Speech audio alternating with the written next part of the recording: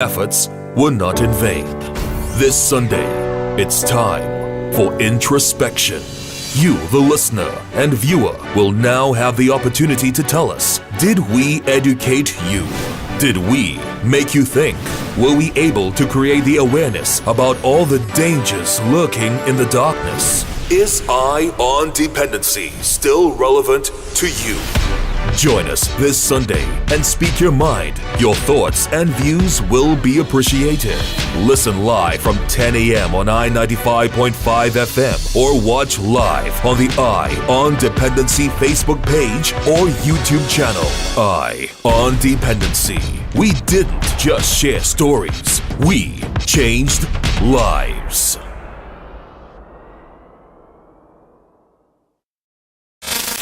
This Sunday, on episode 39 of Eye on Dependency, reality radio at its best. For the last 21 years, Eye on Dependency has been your Sunday staple, delivering education and awareness about substance abuse and its related ills. We hope our efforts were not in vain. This Sunday, it's time for introspection. You, the listener and viewer, will now have the opportunity to tell us, did we educate you? Did we make you think? Were we able to create the awareness about all the dangers lurking in the darkness? Is Eye on Dependency still relevant to you? Join us this Sunday and speak your mind. Your thoughts and views will be appreciated. Listen live from 10 a.m. on I-95.5 FM or watch live on the Eye on Dependency Facebook page or YouTube channel. Eye on Dependency.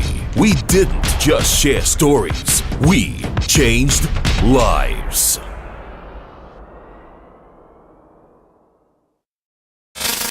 This Sunday, on episode 39 of Eye on Dependency, reality radio at its best. For the last 21 years, Eye on Dependency has been your Sunday staple, delivering education and awareness about substance abuse and its related ills. We hope our efforts were not in vain. This Sunday, it's time for introspection. You, the listener and viewer, will now have the opportunity to tell us, did we educate you? Did we make you think? Were we able to create the awareness about all the dangers lurking in the darkness? Is Eye on Dependency still relevant to you? Join us this Sunday and speak your mind. Your thoughts and views will be appreciated. Listen live from 10 a.m. on I-95.5 FM or watch live on the Eye on Dependency Facebook page or YouTube channel. Eye on Dependency. We didn't just share stories. We changed lives.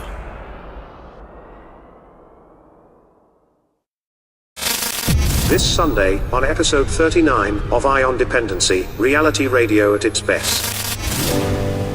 For the last 21 years, Eye on Dependency has been your Sunday staple, delivering education and awareness about substance abuse and its related ills. We hope our efforts were not in vain. This Sunday, it's time for introspection. You, the listener and viewer, will now have the opportunity to tell us, did we educate you? Did we make you think? Were we able to create the awareness about all the dangers lurking in the darkness? Is Eye on Dependency still relevant to you? Join us this Sunday and speak your mind. Your thoughts and views will be appreciated. Listen live from 10 a.m. on I-95.5 FM or watch live on the Eye on Dependency Facebook page or YouTube channel. Eye on Dependency. We didn't just share stories. We changed lives.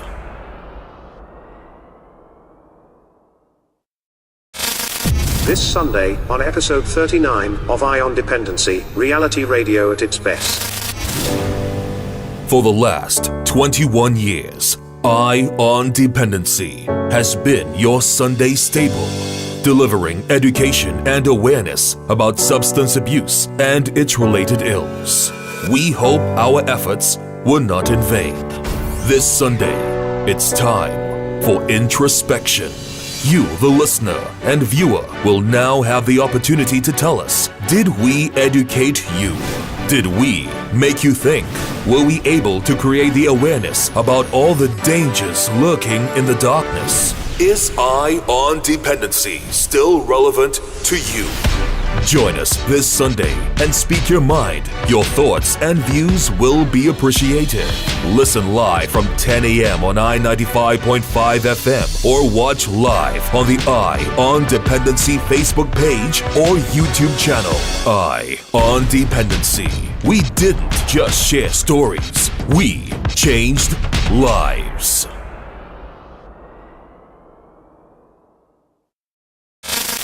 This Sunday, on episode 39 of Eye on Dependency, reality radio at its best. For the last 21 years, Eye on Dependency has been your Sunday staple, delivering education and awareness about substance abuse and its related ills. We hope our efforts were not in vain. This Sunday, it's time for introspection. You, the listener and viewer, will now have the opportunity to tell us, did we educate you? Did we make you think? Were we able to create the awareness about all the dangers lurking in the darkness? Is Eye on Dependency still relevant to you? Join us this Sunday and speak your mind. Your thoughts and views will be appreciated. Listen live from 10 a.m. on I-95.5 FM or watch live on the Eye on Dependency Facebook page or YouTube channel. Eye on Dependency. We didn't just share stories. We changed lives. You. Did we make you think? Were we able to create the awareness about all the dangers lurking in the darkness? Is Eye on Dependency still relevant to you? Join us this Sunday and speak your mind. Your thoughts and views will be appreciated. Listen live from 10 a.m. on I-95.5 FM or watch live on the Eye on Dependency Facebook page or YouTube channel. Eye on Dependency.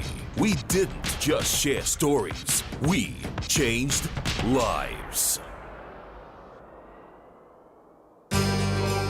Eye on Dependency with Garth and Natasha. Reality radio at its best, where every life is a biography. Sundays at 10 a.m. and exclusively on I-95.5 FM. And streamed live on the Eye on Dependency Facebook page and YouTube channel.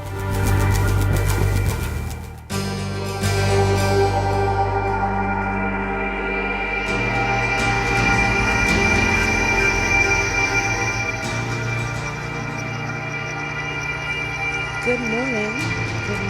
Welcome to Dependency and happy Republic Day to Trinidad and Tobago. I'm Natasha. Good morning, Trinidad and Tobago, and welcome to Dependency.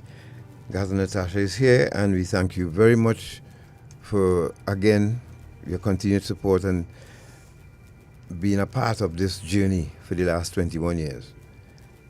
It's going to be your turn in the first hour, and I would like to dedicate this program this morning. It's so ironic that the lady who gave us the green light to start our independency 21 years ago, Ms. Joan Yule Williams, she was Senator the Honorable Joan Yule Williams at the time, and she gave us the opportunity to have a voice on radio 21 years ago. I'd like to dedicate this program to her this morning because she lost her daughter. We didn't know that. And she lost her daughter recently, and there'll be a memorial service for her daughter on Saturday, 30 September 2023 at 3 p.m. at All Saints Anglican Church, Marley Street, Port of Spain. And we here at Dependency wish her all the best. Stay strong, and Yes. condolences on behalf of all of us. This is the lady who gave us her voice 21 years ago. I tell you, we didn't plan this. It's only this morning I knew this. And this is how God works. Because today's program is up to you, the listener of Trinidad and Tobago, and those who listen to us on the outside of Trinidad and Tobago. This is your morning. After we take this break, we're going to open up the lines. Let's start with that. And Dependency has been on the air for the last 21 years. Yep. The reason this program started because of my experience with crack cocaine and how I managed to fight that battle and win. There are a lot of people who were in the battlefield with me, they lost the fight. I'm one who survived among other soldiers and sailors, the first batch of people who were unceremoniously discharged from the Trinidad and Tobago Defense Force. I'm one of the surviving soldiers in that war. And when I called Natasha from a payphone in Flatbush to tell her I'm coming home to do this program, it was, you will tell us if it was the right decision. Because I was out of here, I was gone because of what I was experiencing when I came out of prison. It hasn't changed much. We'll talk about that in the next hour. But that decision to call Natasha, to tell her, I want to come back home and be part of the solution now. I think I run long enough.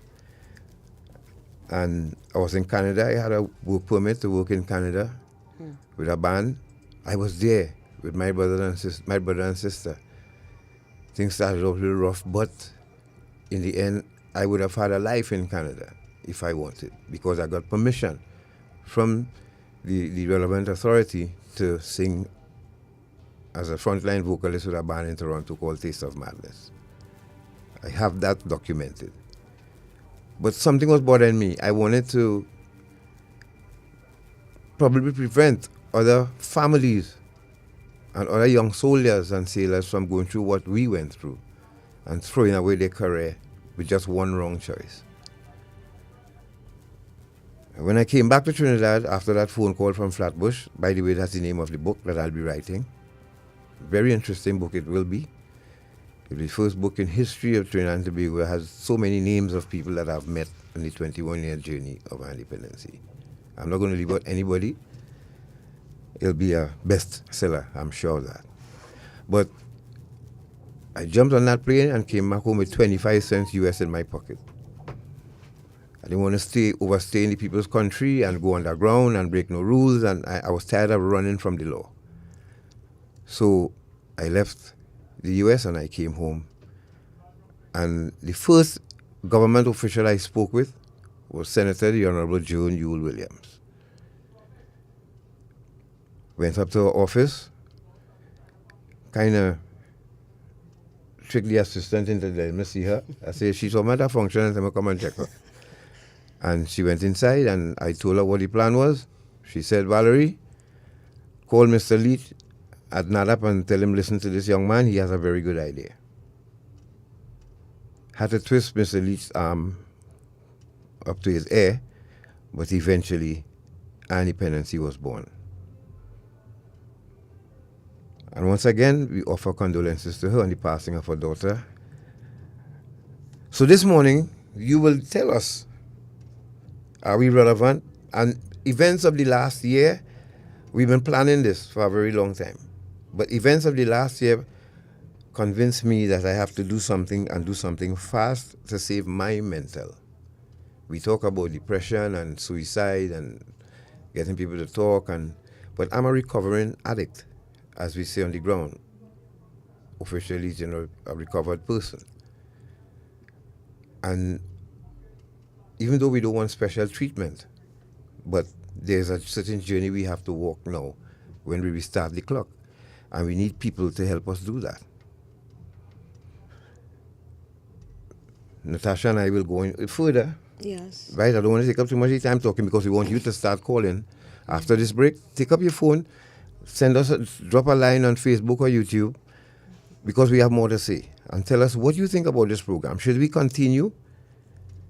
Or should we call it quits at the end of the year? We said we've done our job, because, as I said, things happened this year, especially in this week here,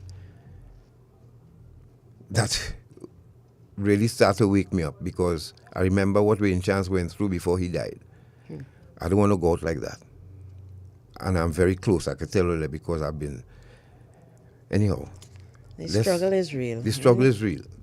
People will know. There are people who are willing to assist, but then there are people who are willing to pull down too and blacklist. And I'm tired of that, too old for that now. Indeed. Yeah, really, seriously. And if I have to spend the rest of the time with my brother and sister and try and rekindle our relationship, I prefer to do that rather than carry on with this program and be a target. But let's take a break. Since you have anything to say before we take this break? No, just to reiterate that this journey has been a long and arduous one. It came with a lot of successes on our part, and things that we made happen. We pushed through and made it happen. But on the back end is where the frustration really lies, and it's very difficult to have such a big heart for your people and not receive any love, favor, gratitude in return to continue to help people in Trinidad and Tobago. So we are literally at the end of our rope. So we're asking you, our audience, our loyal listeners, and those of you who have been with us from the beginning, to help us extend the rope now. I mean, or at least give us some hope to go forward. Hope, they say hope is a very dangerous thing, but it is reached to the point where we literally, hanging on to the road. The rope is starting to fray. And as God said, we're not getting any younger, and we, as a team, as a partnership, as a couple, we have to see about ourselves at some point as well. But as I said, something happened, and I think that was crossing up the line for us. But we'll talk about that in the next hour. Let's go to this break, and when we return, get ready to phone calls. You tell us. Be frank with us. We're doing an exam on ourselves here this morning and on our independency. And your thoughts, and has it done anything for you? Is it relevant still? Should we continue? That kind of thing. You tell us. Even what you would like to hear too. But it has to be in the realm of substance abuse and related ills, national security, education, health, or social development. All right? So take your time, get your thoughts together. We want to hear from you this morning. After this break, when we return, remember you can join us on Facebook and YouTube as well. Listen to us on the radio, and you can call us. Let's take a break. We'll be back.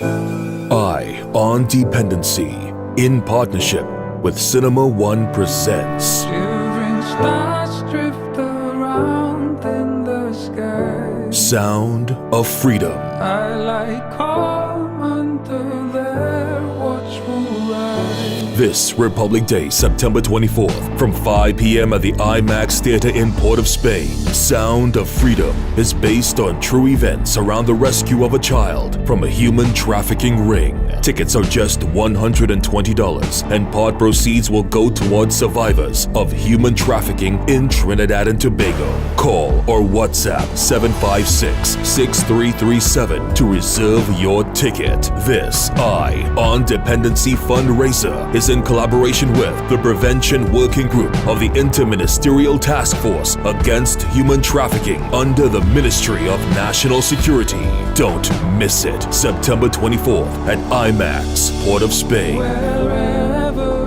I go, I'll find my way home. Hola, my name is Elena. Well, it's actually not my real name. You don't really care, do you? All you care about is once you pay your money to my boss that I look pretty, smell nice, smile for you, and let you have good time, enjoying yourself and doing to me whatever you want to do for the money you paid. What you don't see or know is that I don't get any part of the money you paid. My boss takes all of it. I am forced to work, taking as many clients as my boss tells me to. I am beaten, made to take drugs, and I cannot leave this kind of work on my own.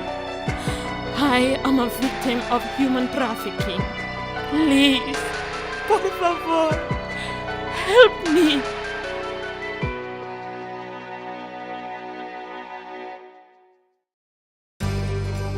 Ion Dependency with Garth and Natasha. Reality radio, at its best, where every life is a biography. Sundays at 10 a.m. and exclusively on 95.5 FM. And streamed live on the Ion Dependency Facebook page and YouTube channel.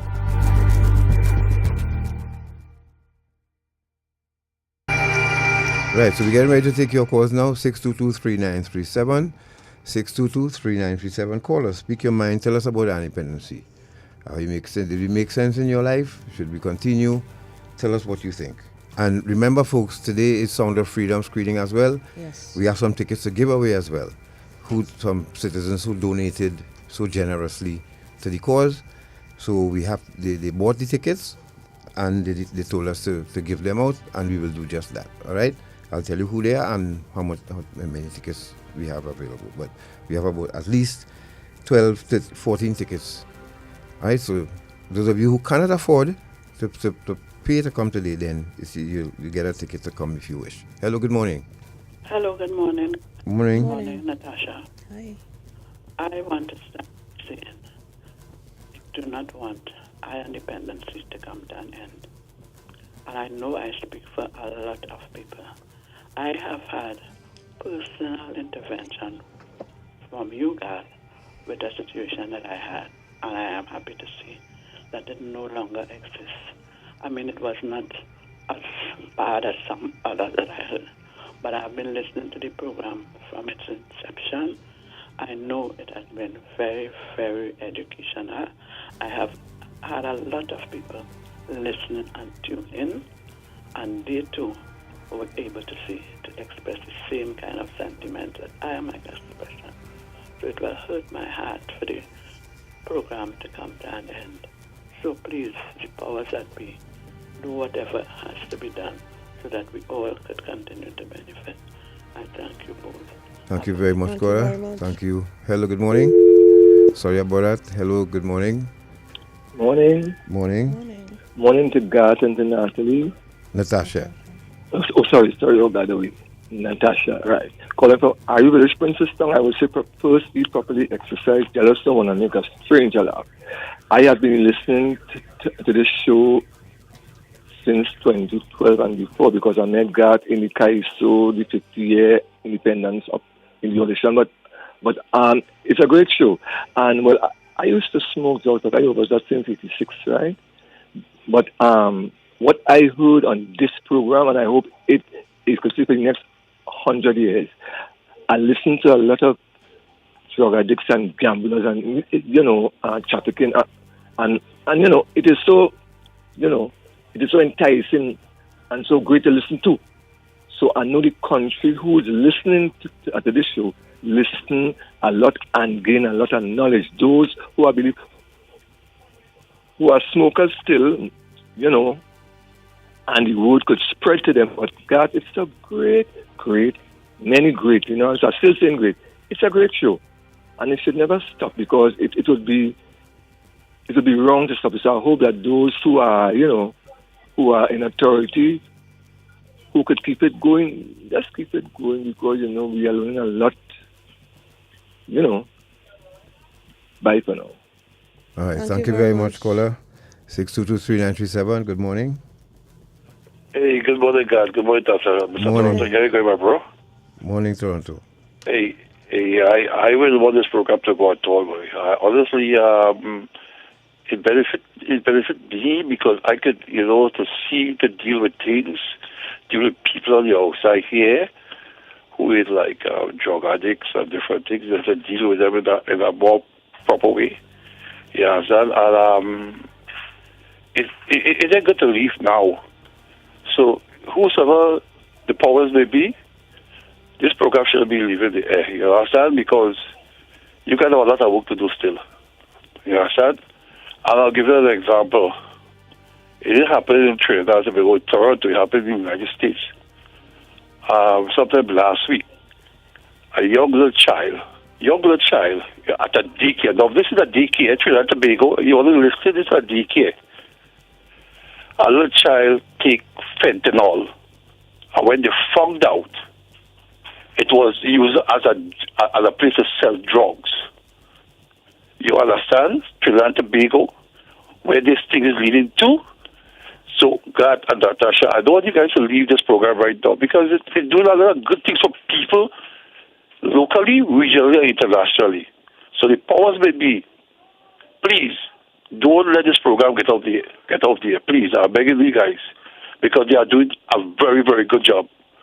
So my brother, my sister, I looked and listened. Good program as ever. All right? All right, thank you very much, my friend. Thank you very much for your call, 622-3927. Good morning. Remember, folks, if you need a ticket, even if you don't want to come in, but you need a ticket to come to see the Sound of Freedom this afternoon at IMAX, call us, and we'll record your name, and you will have the ticket when you get there. All right? So, hello, good morning. Good morning to you, God, and Natasha. Morning, my dear. Let me tell you, people, you all are true patriots. Your program is invaluable. You have touched almost every area of life in society. You have touched drug addiction, gambling addiction. You have touched menopause and all different areas. You understand? There is no other program like yours. And it will be a grave injustice to the people of Trinidad and Tobago if your program is not there. I do call it a show, not a show. It's an educational program. You have touched people who are incarcerated. Almost every area. I have seen no other program like yours. Another thing too, have you all ever been given a national award, this program, Eye on Dependency? If no, it is about time. The kind of work that you all do, you go down into the trenches and you bring people to the fore, you bring issues to the fore. My goodness me, there's not a program like it. You have had the Minister of National Security. You have had maybe people from the TTPS and what have you to come forward and let us know what is happening in those institutions. God and Natasha, we out here, the majority of us, we love you and we appreciate the work that you are doing. Please, I hope whoever is listening will not let this show go under. If there are conspirators out there because of the work that you're doing, nobody, I don't know, it's amazing. Nobody likes good, It's either Satan and his imps will want to get at it to have it removed. Nobody likes good. Right? So, my dear, you all keep on trucking. We are out here, we are listening, people are learning how to deal with issues and so on. Don't ever go under. Don't ever. And I wonder about you two as a couple, as a family. How do you all cope, But our prayers and our love will give you the strength to go on. Thank you, my dear. So much. Thank you. Thank you. Thank you. Thank you very much. Remember, folks, we have a ticket. You want a ticket to see Sound of Freedom this afternoon. We got it at 4. We want to start promptly, just as we start our independence, we want to start promptly at 5. That means everybody should be seated by 5 p.m. Right? For the military personnel, that's 1,700 hours. Please, let's have a very tight and wonderful afternoon at IMAX, 1 Woodbrook Place today. Hello, good morning. Good morning to you, guys. Morning, Annette. How are you doing? Yes, I'm fine, thank you. Good morning to you, Natasha. Morning. And I have ticket for you, and Annette, if you're interested in coming this afternoon, I will message you. All right. Good morning to the keyboardist. Is it Gary or Mr. Hingston? Gary Barrington. Gary, morning, Gary. And happy Republic Day to the whole of TNT. Gatwell, your program a few years now has gone to morning time. And I remember from 6 on evenings waiting for Gat and Natasha. And Gat, did you start off like in the earlies with people from Rebirth House? Was it your program? Were they on our program? Yes. Yes, we had people Right. from Rebirth House. Yes. So I'm going back from men from Rebirth House. Then you all used to travel and go away, talk to people who are locked up for drugs and all these different things. You have the, you went and then we saw it, we listened to it. And the radio program in the prisons, you all were very instrumental in it. You all have taught us about human trafficking, the different types of drugs that can addict our children, the consequences. God, there's nothing you and Natasha have not done to educate us about the illegal aspect of drugs, prostitution, human trafficking, etc. in Trinidad. People who went away as drug mules, you all showed us the consequences of their behavior. You even have ads on these things. So, Migad, I am asking who's ever in authority. This program cannot end. It has to be continuous.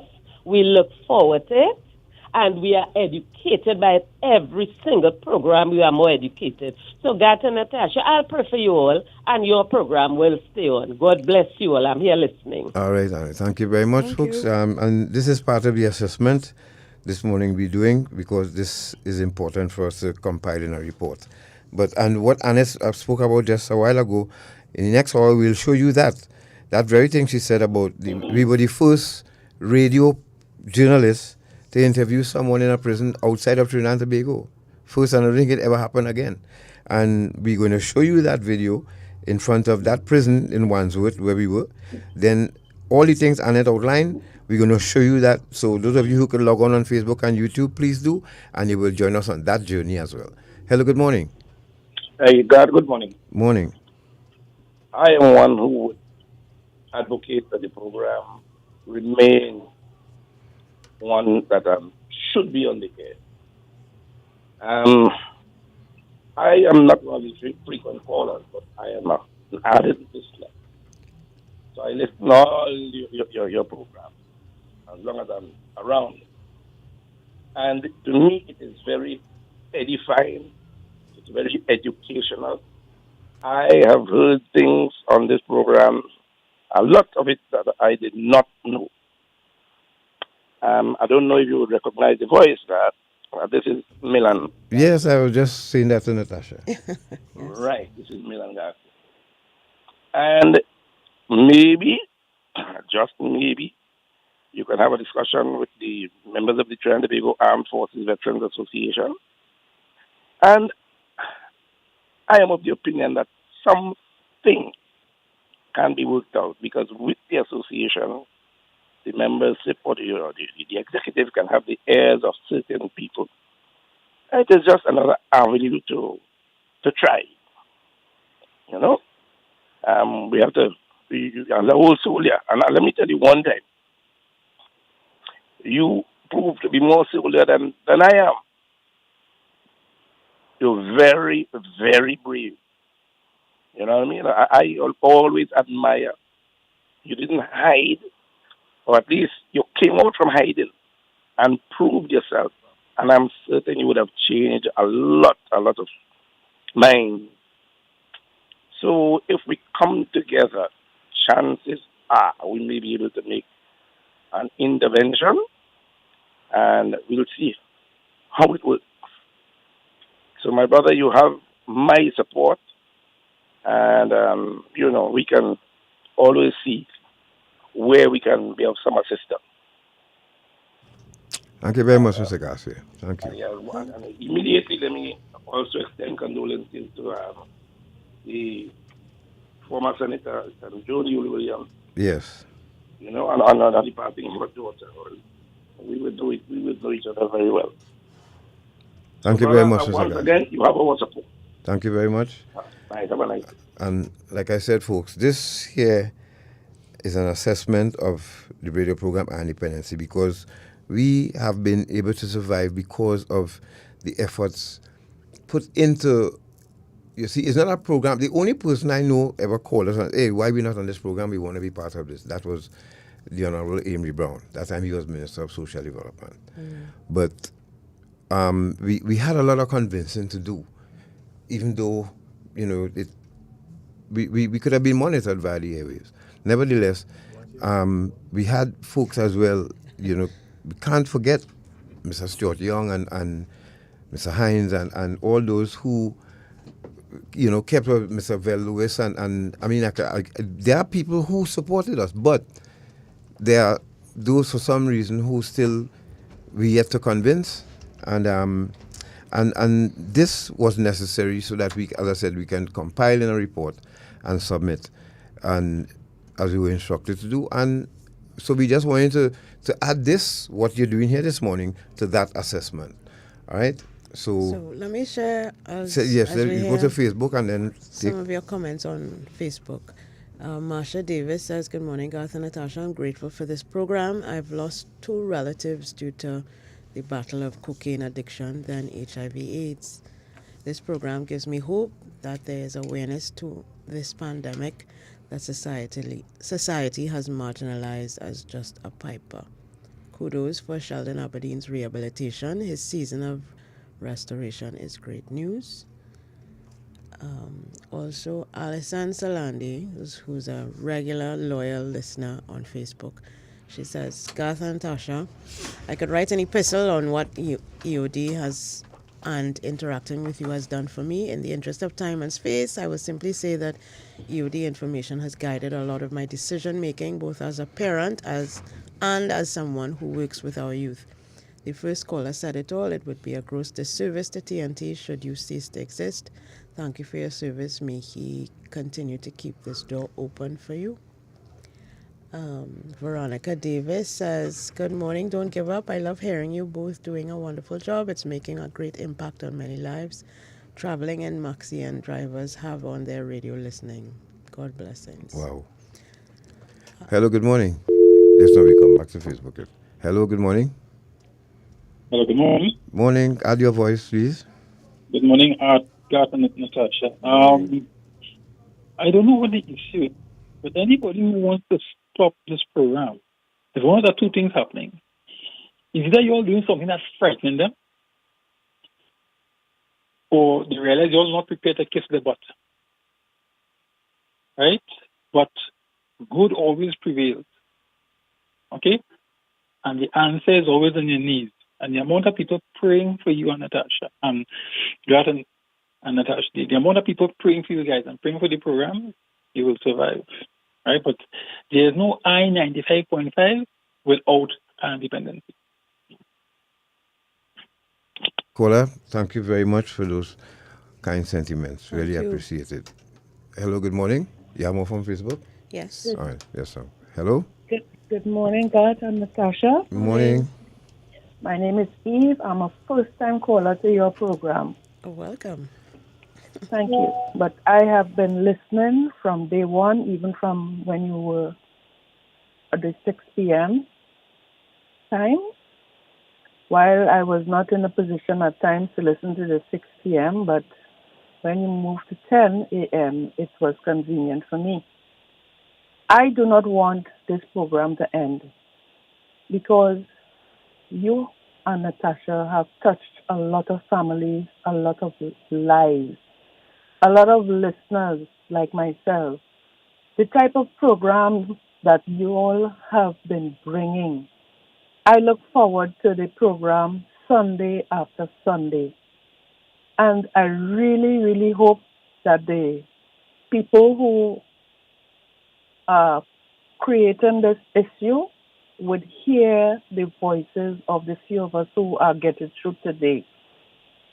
I am happy that I have made the effort to call my first time, and I am sure there are others who are trying to get through to you all, but I really want this program to continue. So God's blessings to both of you, and keep on the good work. God, you have been doing a marvelous job. I mean, every time I hear you talk about your days of your drug, I used to laugh because the things that you used to do, oh my God, it was so funny, but it was touching. It was touching. And to see where you came from and where you are now, you more than deserve a Trinity Cross. Trust me. But I hope the powers that be will have your program continued. Okay? God bless both of you. And thank you for listening. Thank you very much. Thank you so much, Eve, for that You're sentiment. welcome, Natasha. Continuing from Facebook, if we have another caller. Good morning. Hello. Hello? Good morning. Sorry. Hello? Hi, I will be morning. very short. If not you, who?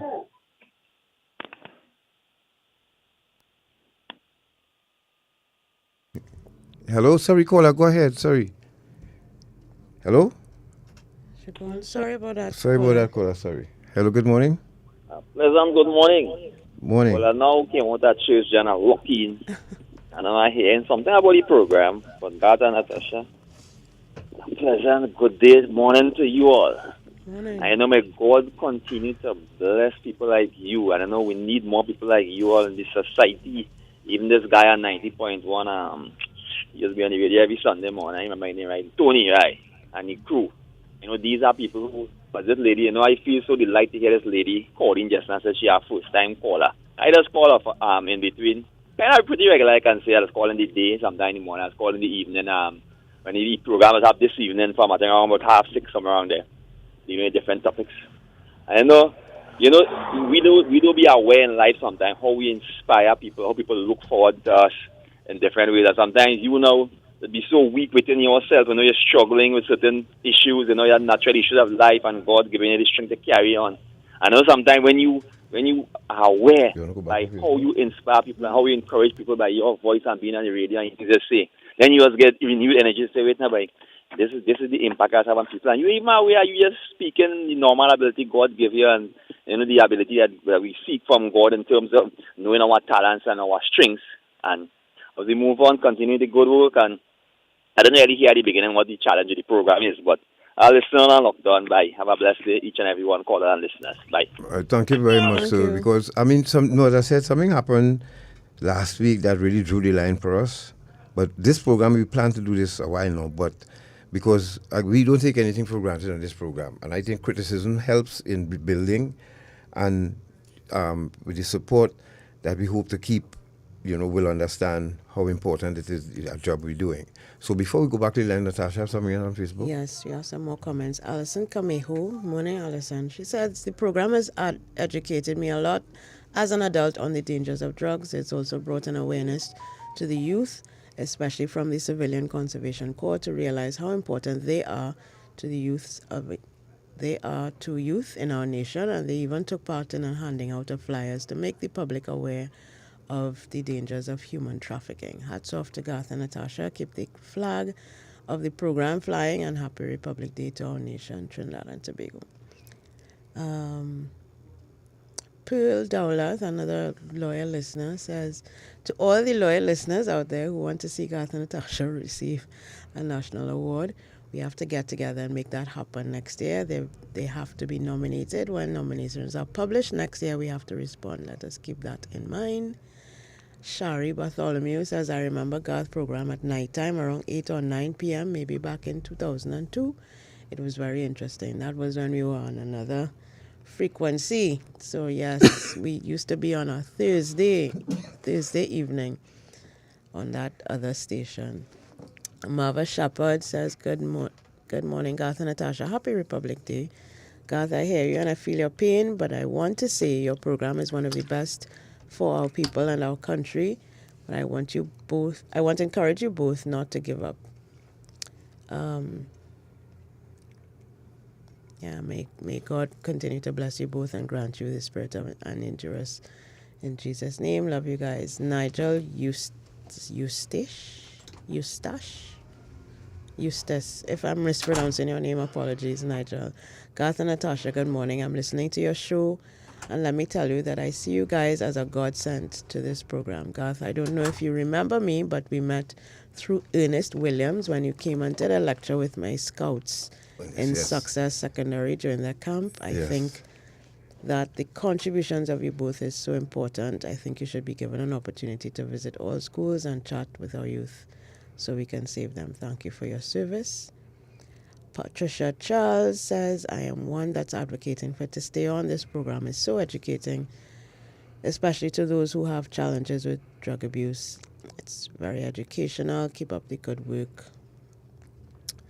Oh gosh, Let's go back to the lines. Sankofa, have an epistle as per usual. Yeah, Sankofa, yeah. That's a real long one. Sankofa, take 2 Sundays to read what you like. Hello. But thanks very much. I'll read it after. Hello, good morning. A blessed good morning, Mr. and Mrs. Heroes. Hey, how are you doing there? Morning. I am doing not 100%. I am going through a little crisis, but with the Lord, all things are possible. Yes. I had to turn down the radio. Are you all leaving the program? No, we're not. Well, hopefully no. Hopefully no. But, there are times when certain things happen. Right. We have to question and reassess our position, but hopefully no, but we have to do this as a measure of adding to what we've already done, so that we can convince who we have to that we need to keep getting the support to go forward. So that's it basically. But Garth and Natasha, from a long time I keep on telling you, the government of which day, any government should look into the program that you all are having and have it as a GBU, and should be broadcast a slip of it like early in the morning about behavioral pattern. That's a long thing for the school children, because school children get bored, and have it as a government program on the radio, sponsored by the government of the day. And in order to assist and help families, and not individuals alone, families I'm talking about, because too much families, Garth and Natasha, are going through with lots and lots of pain. And I wish you God's choicest blessing today, tomorrow, and forever. Always be with you, and may you all continue the good work, and may He give you all the strength and the courage to move forward and break barriers. It is a way of life you all are putting through the program. Have a blessed one. Thank you so much for your kind sentiments. Hello, good morning. A pleasant good morning to Garth and Natasha. Morning, ma'am. You know, there's a saying, if I can help somebody as I pass along, my living shall not be in vain. You have touched, you have changed, and you have saved lives. So on behalf of my husband and I, don't go. Please stay. And I wish you a medal. And continue the good work. Amen? Amen, sister. Hello, good morning. Good morning, Garth. Morning. Good morning, Natasha. Morning. Garth boy, I know the struggles that you're going through, but remember, the battle is not for the swiftest or the strongest, but those who endure. Your program has been a great of information. I've learned so lot. So, as they say, it's not what your country do for you, but what you can do for your country, what you could do to assist your fellow men who may be going through the crisis in life. So continue, and like all the other speakers, all the callers, we are behind you. May God continue to bless you and Natasha in your endeavors, and this program has to continue. Good program once more, blessed day, and may Jah continue to bless you all. Thank you very much, sir. Thank you very much. Remember, folks, we have the tickets to give away. Send us a message on Facebook or send us a private message, any message, and tell us if we have 14 tickets to give away. The 10 was donated by Derek Valley. Colonel CB, that's what I'll call him because he don't like his name too much in public, but General C gave 4 tickets. Colonel Alexander donated 2. Regular listener Mike Brown gave 1. Bianca Hall 1. And Rabia Khan from Interclub, they donated 20 tickets, which will be divided up between the Mylat program and Oropon Police Youth Club. So if you need a ticket, you can't afford to donate or purchase one, then we have some tickets from very kind, good Samaritans to give to you. Please let us know so we can give away these tickets, all right? All right. We have... Hello? Oh. Yes, no. Yes, good morning. I'm very sad, I sit down and work here and I listen to everybody calling the 2 cents to know that, you won't be on the program no more because from exception, I also learned plenty. Huh? No, we didn't say that. We hoping that we can continue, but we want to make sure we're doing this to make sure, yes. Our relevance to the yes. to So, the audience. so your voice would help us. Tell us if we're relevant or not. Well, for me, I would like all to continue because Mr. Gat is an ex-soldier, and for you to be this, come out from the soldier to come and do a program like this and expose certain elements of the drugs. I mean elements, the people that pass through the drugs, and so we could get a highlight of how this has happened. You have done great. No other radio station I never heard anybody came and keep a program like this. You're the only one as an ex-soldier, what I'm saying. And you and your wife, may God continue to bless all you and keep all you. If one door closed, one door is open. God knows best. And listen to me before I go. I want to award you the president, the Shakunya medal. All right, cool. Thanks very much. My name is Dave Townsend. Yeah. Dave Townsend. Okay, Mr. Townsend, thank you. And the thing about when I called Natasha from Flatbush from that payphone, National Award was the last thing on my mind. It wasn't in my mind at all, as a matter of fact. What was on my mind was pain.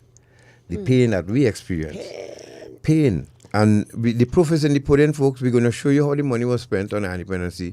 We wanted to do this with our anniversary celebration, right? But we reached out and we couldn't get the support, so we still have it in mind because we want to invite you to come. But we have the pictures here and the videos to show you in the next hour. Some of what we did, just some, and then we'll take calls after that again to close up. But as I said, something happened that really hurt us, and I think you all need to hear about it.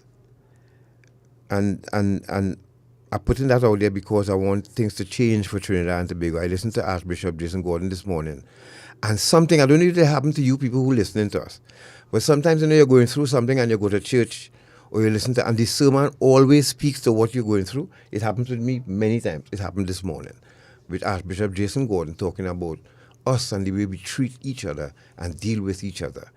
And it's painful, folks. It's a real pain. You know what it is to leave home every day as a recovered person, wanting to make your family proud, and to go out there and meet some of the people that I've met and come back home sad every day.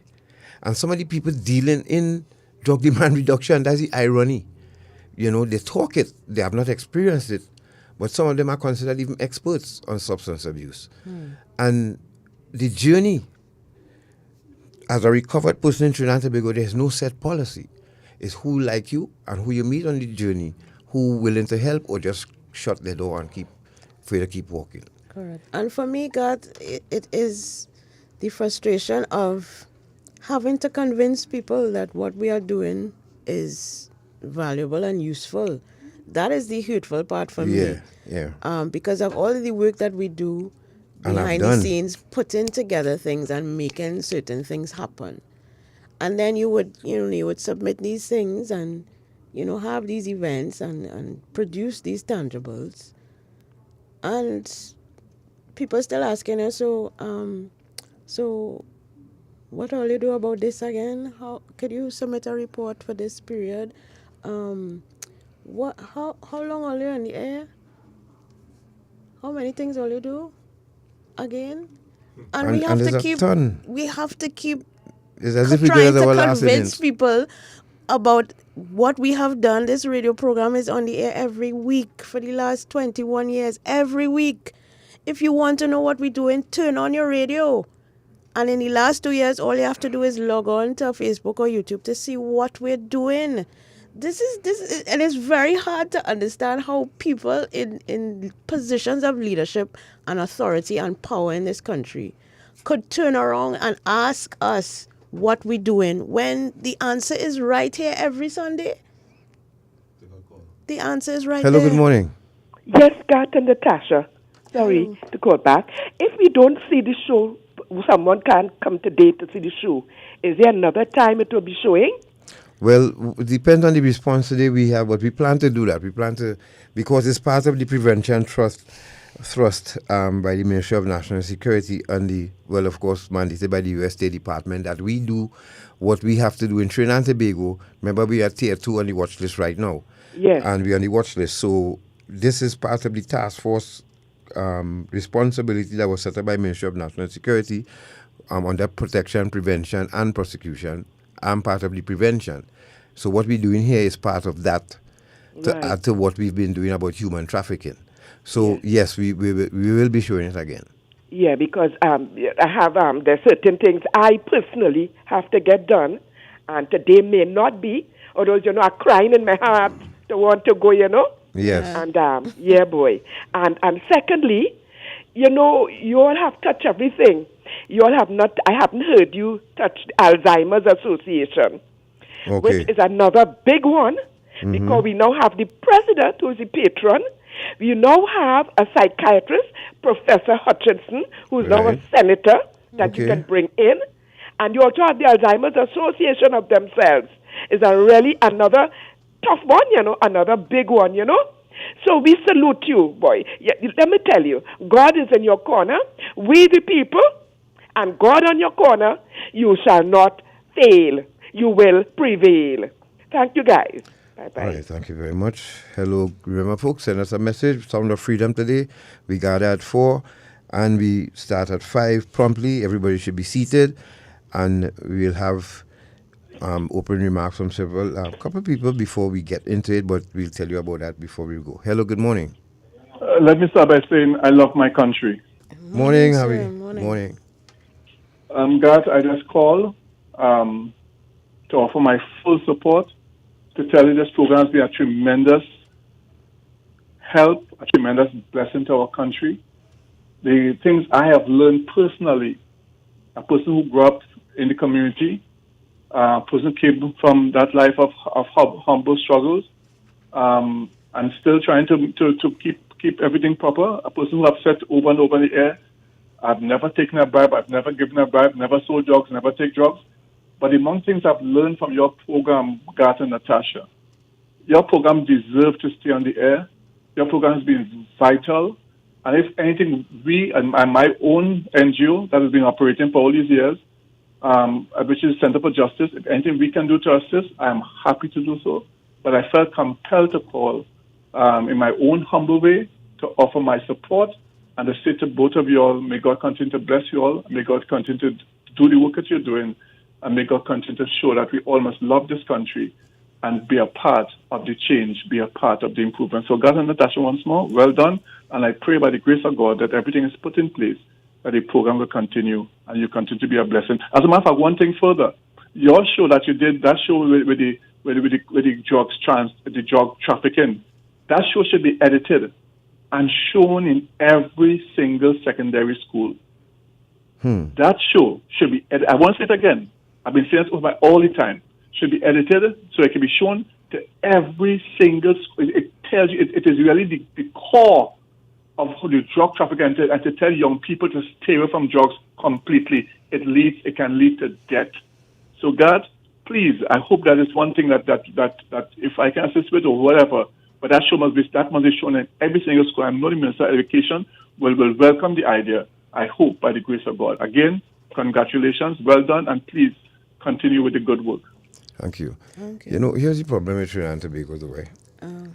We don't have a policy of loving each other. It's not a policy. It's who you meet, who like you, who don't, who support you, who find favor. That's how things are done. Yep. And this is why it's not based on your reputation or your record of achievement.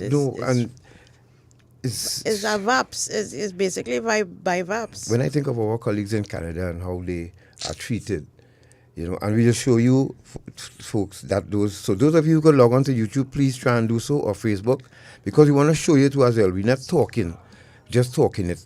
We walk the walk. Yes. This lady sitting here next to me never had a proper vacation since we started our independency. Her vacation from where she works. Because every mission we went on that produced tangibles for Trinidad and Tobago, Natasha took her vacation to do so. Now, you tell me anybody, especially public servant, who will take their vacation to go outside and work for Trinidad and Tobago and say on behalf of. Natasha did that. So she never really had a proper vacation. When she came back, she just about 2-3 days before she went back to work. But she took her vacation to get best practice to bring back to Trinidad and Tobago. And we didn't get paid for it. It wasn't work, it was research. And this is how drug treatment courts were born in Trinidad and Tobago. We're going to deal with that coming up. Yes. Because you heard the minister here, what he said about inviting us to a function graduation. And for some reason, that email didn't reach me. And I think we know why. And I'm just going to deal with that very dispassionately. We're not going to disrespect anybody. We're not going to lie anybody. I just have a favor to ask. I just want to have an understanding of, if we talk in drug demand reduction, recidivism, restorative justice, we cannot just talk it. We have to walk the walk. And there are a number of people who just talk in it, but when put to the test, I am the example, I am the experiment that you all failed. You all failed. A lot of you got a fail mark from me. Because I represent a cadre of people who look the devil in the eye and tell him rock so and walk away. But I had to end up in jail to do that. I ended up in prison to tell the devil that. And I managed to tell him and walk away. And maybe the devil don't like what we're doing here because we've been saving lives and he don't like that. So there's always somebody or somebodies who would try to derail that. Let's take another call. 622-3937. We're going to take a few more and then we go to a break and we're going to go now to the proof in the pudding. Hello, good morning. 622-3937. Hello, good morning. Hello. Hi, good morning. Morning. I don't know if I missed something, but is it that I-95 is planning to take your show off the program? No, not I-95. I-95, we are not part of I-95, no. This is not an I-95 program. No, this is not an I-95 program. This is a paid-for program. Correct. Right now by Ministry of National Security under the Counter Trafficking Unit. But no, I know it's not I-95's program. The I-95 will never take us off. Because they get paid. That's right. Now, if you want to advocate for them to take us on and to pay us for what we're doing, that's another story. Yeah, they will never do that. Go ahead, sorry. Hello, good morning. Sorry about that, sorry. Hello. A pleasant good morning. Morning. All right, I'm calling on behalf of Serenity Place, Empowerment for Women. Yes. Hey, Serenity Place, good morning. Morning, Bev and the folks down there. Right, Serenity Place. this is Mr. Let. Mr. Let, good morning. Yes, man. The support is always there because this program has helped Serenity Place tremendously. Even with our, the different clients came and, after a while they use this program as a form of rehab, Yes. They listen to the program, they take it in, as much as possible. So on behalf of the staff and management, which I believe you all are part of it, right? Yes, I'm a board member. Yeah, we just want to say our support is there 100%. And in any way that we can support in whatever, you can call on us and, you're calling on yourself because you are part of this thing. Right? So all the best, all keep good, and let us keep the program going to make sure that we do the work that God has called us to do. Thank you, Mr. Let. Thank you very much. Thank you very much. 622-3937. Good morning. Tell us what you think of our independency. Should we continue? Should we pack it up? Hello, good morning. Good morning, Garth. How are you going? Not bad. Not bad. I am compelled to call in because the initiatives over the years. I know you're into the house and you have some good discourse and so on. But I want to say thanks to you and the people who have had over the years. And you don't know how many people who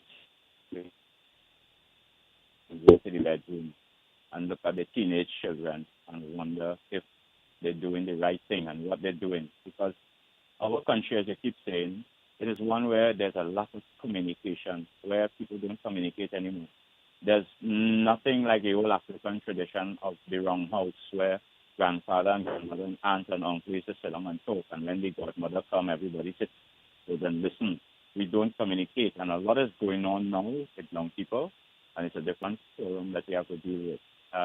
People talk about going back to the old days, but they don't realize that we live in a world now where young people communicate differently.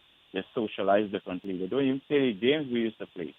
And in saying so, as a young police officer in my days working in Nova Police Station, as the first place I worked, it was a beautiful community. But on a Saturday night and a Friday night, they used to have block work.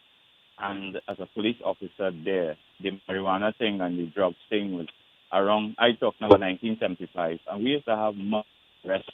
And these arrests a young man or young woman for being in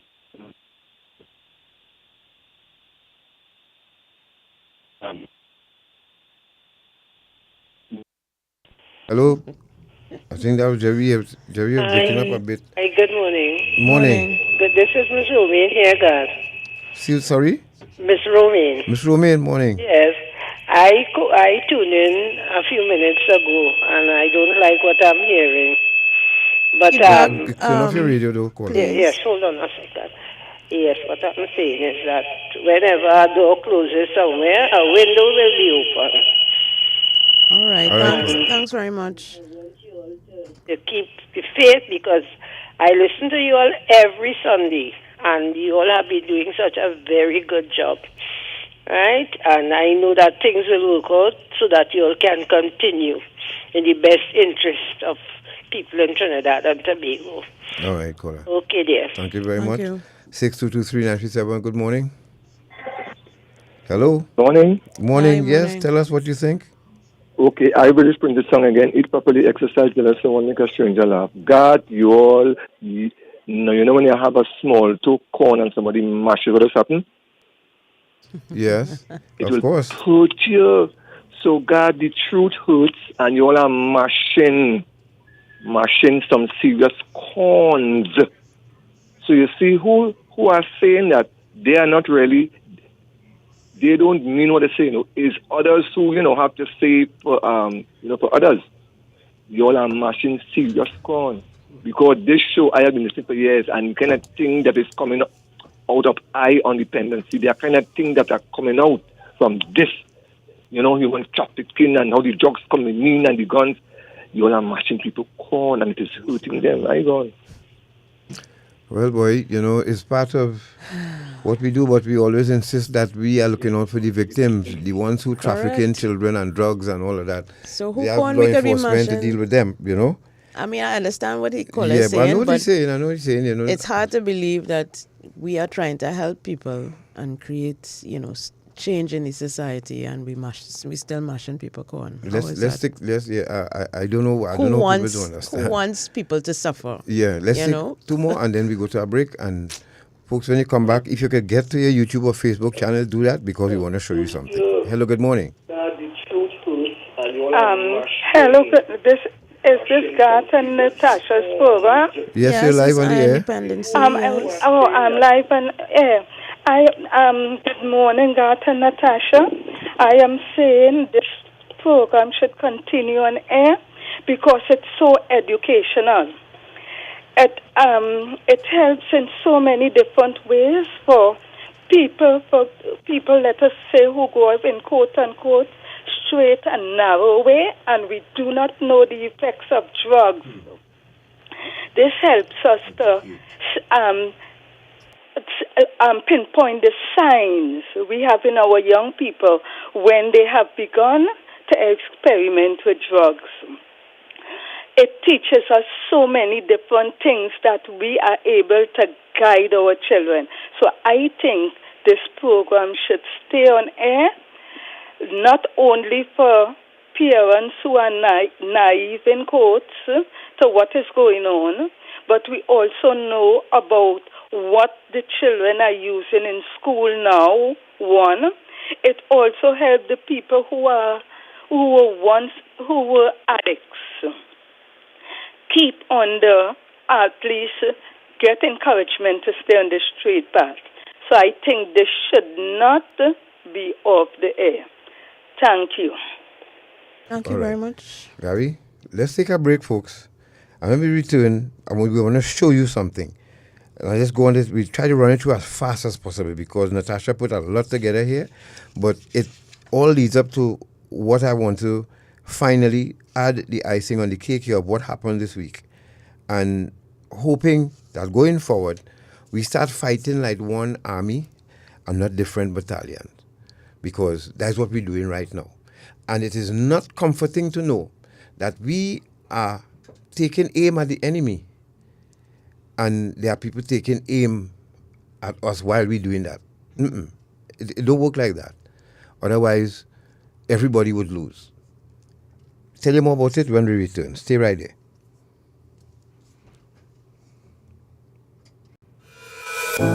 Eye on Dependency, in partnership with Cinema One presents Shivering stars drift around in the sky. Sound of Freedom. I lie calm under their watchful eye.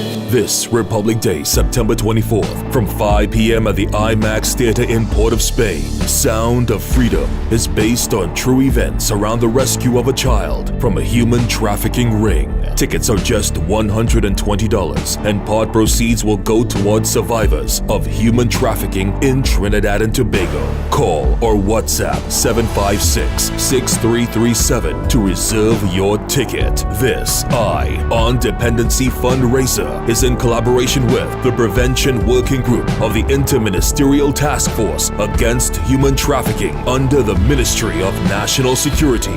Don't miss it. September 24th at IMAX, Port of Spain. Wherever I go, I find my way home.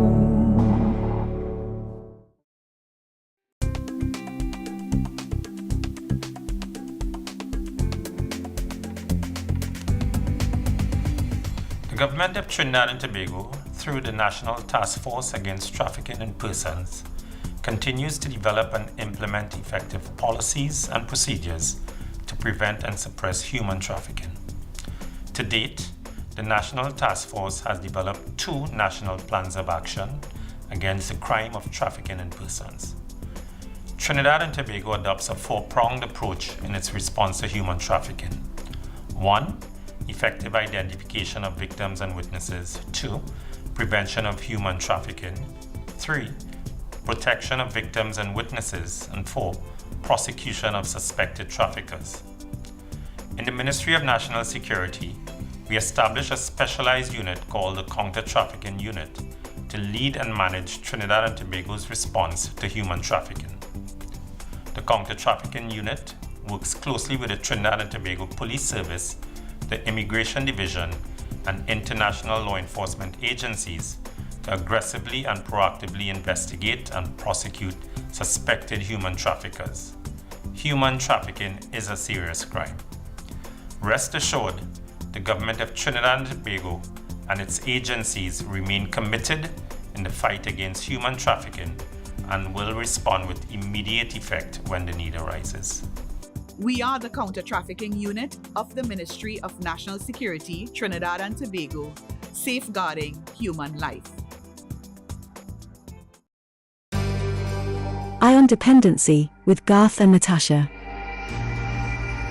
Reality radio, at its best, where every life is a biography. Sundays at 10 a.m. and exclusively on I-95.5 FM. And streamed live on the Eye on Dependency Facebook page and YouTube channel.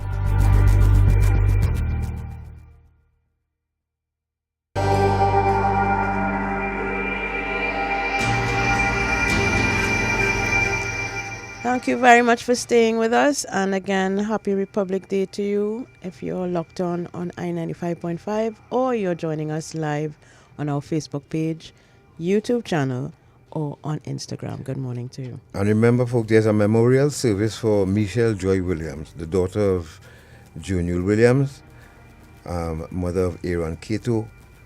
This will take place on Saturday, 30 September 2023 at 3 p.m. at All Saints Anglican Church, Mali Street, Port of Spain. So remember that Saturday, 30 September at 3 p.m., All Saints Church, the memorial service for Michelle Joy Williams, who is the late daughter of Senator the Honorable Yule Williams, as you remember her. All right, so we say condolences to the family once again. And those of you joining us now, let's go to where this all started and what was the intention. You heard a caller talk about doing an interview outside of Trinidad and Tobago. And the media in this country miss so much. I miss a lot of our independency. A lot. And I know it's part too because of, there's professional jealousy. I try not to admit that or overlook that, but there is too. And we were the first to do this in the history of radio in Trinidad and Tobago. I don't think it ever happened again. No. Let's go to that first video. Video A. This is me doing a stand-up in front HMP Wandsworth when we interviewed a national from Tobago who was extradited for conspiracy to traffic cocaine. And he was at the prison at the time we did the stand-up in front of the prison. Let's take a look at it. Apologies for the audio, Apologies, but there are captions if you're watching online. Yes, there are captions if you're watching online, but we had some background noise while doing the video. But this was when Natasha and I not just started, and you could see the youth on our face then too. Back then, Natasha even had a rasp back then. Hello, let's go. Let's go. As usual, we just came from visiting with Mr. Owen Alfred. As you know, Owen Alfred was one of the men extradited from Tobago, who is now housed at HMP Wandsworth until today, because now, as we speak, he is packing up his belongings and he's heading out to HMP Parkers. That's in the Isle of Wight, where another prisoner from Tobago, or the other gentleman from Tobago, if you will, is housed at the moment. So we get two for the price of one, because we have to speak with Mr. Austin more before we head out and head back to Trinidad. And we were trusted that we came here today because he is packing up to leave, and he said, staff inside, they all the opinion that he's a model prisoner, and it's hard to see him go. And you can actually see and feel the sincerity in the voice of the governor and two members of the staff. Because a little sadness that he's leaving. So it's really instructive to know that a prisoner can leave Tobago and come all the way to Wandsworth, London, and impress to the extent that they feel sad to see him get transferred to another prison. However, as the saying goes, out of evil cometh good, and we don't know, maybe he will be able to go down now to the Isle of Wight, that's where Parkers is, and transform the lives of prisoners down there too. So we are hoping for the best for Owen Alfred. But in the meantime, we will wrap up here at HMP Wandsworth, and until we meet again, which should be at HM Parkers, we bid you farewell. Sinclair, Natasha is behind that camera there, and say bye-bye. Talk to you again soon. Take care. Good morning, everybody. I'm Natasha, and Garth is behind the camera this time. We just did a tour of HMP Wandsworth, which is the largest prison in the UK. It holds about 1,600 prisoners. Malcolm Lewis, who's the governor at Wandsworth, he took us on a tour. This is a huge facility with gyms and a lot of training facilities. There's bricklaying, there's tiling, there's sex offenders unit. There's a garden with all of the flowers that you see behind me are tended by the prisoners themselves, and they won several awards even for their work in the garden. And this facility has a lot of programs. Governor Lewis spoke about a drug treatment program which has 4 levels. Every prisoner as they enter Wandsworth has to go through an evaluation exercise for drugs. And then from there, if they are discovered to have a drug problem, if they are mixed to having a drug problem, they then go through comprehensive drug treatment program which includes Alcoholics and Narcotics Anonymous, Crack Anonymous, which the first time we heard about that was the Crack Anonymous, and they have a comprehensive drug treatment program at once, as well as other training facilities, training programs, educational programs, physical education and sport. They have it here at once. So we got a very quick but comprehensive tour by Governor Lewis, and we will hopefully be speaking to Audrey more in these pathways later on this week. So until then, goodbye. Right, so that was one of our biggest moments in radio, because we managed to record him and bring it back. And you heard Natasha talk about how many things we saw at that facility. Yes. It was and coming out of that trip is when we brought prison radio to Trinidad and Tobago. Yes. That wasn't all. That was the first tangible, because you see the people who sponsored us to go on these trips, they're responsible too, Culinar's Delights, Crowners, Culinary Delights, another idea. Then we had NLCB, one or two ministries. All these missions we went on, we came back with tangibles, and we have reports to show. Mm-hmm. We didn't play that. Natasha put together some. Let me tell you a little about Natasha. Don't tell you a little about Natasha. Natasha is the MVP here, folks. You wouldn't believe the kind of comprehensive reports Natasha put together from all of these. Let's go on. And she put together these pictures too, including the videos, because she formats and script and dependency every single Sunday. The girl don't have a life since she met me. Saturday and Sunday. Facts, straight facts. Let's go to the picture C. So this is Mission Stop Traffic United Kingdom 2011, and this is here we're meeting with a hibiscus. Quickly tell them about hibiscus. Hibiscus is the female prisoners welfare project out of England, and they're now known as Hibiscus. Basically, they are an NGO, a charity in the UK that looks after female prisoners, especially those that are migrants to the UK, and women, of course. Next picture. Mission Stop Traffic UK 2011. This is an image of Radio Wano, where we discovered there was prison radio. We didn't know that. We didn't know it existed. So this is us and Mr. Kevin Field, the real story behind this picture. But yes,